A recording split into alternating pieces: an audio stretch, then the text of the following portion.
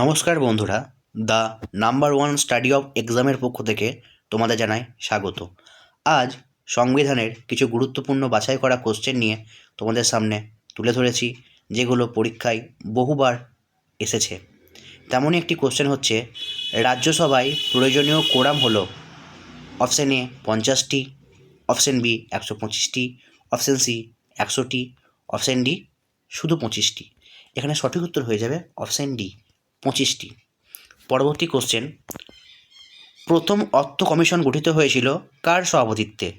Option A Y V. Reddy, option B K C. Neogy, option C Vijay Kelkar, option D C Rangarajan.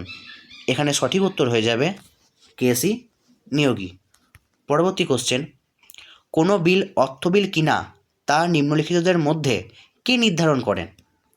এখানে option A প্রধানমন্ত্রী, option B উপরাষ্ট্রপতি, option C লোকসভার speaker, না option D প্রধানমন্ত্রী।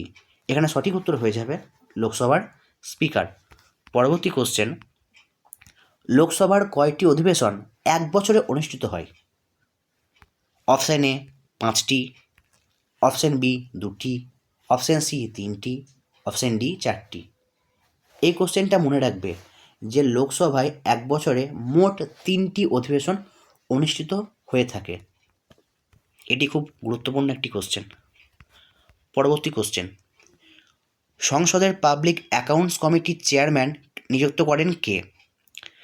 এখানে প্রথম অপশান বলেছে ভারতের রাষ্ট্রপতি, দ্বিতীয় ভারতের প্রধানমন্ত্রী, তৃতীয় লোকসভার স্পিকার, আর চতুর্থ রাজ্যসভার চেয়ারম্যান। এখানে সঠিক উত্তর হয়ে যাবে লোকসভার স্পিকার। তো এই ধরনের ভিডিও তোমার যদি ভালো লেগে থাকে বা যদি আরও পেতে চাও, তাহলে আমাদের চ্যানেলটা সাবস্ক্রাইব করুন এবং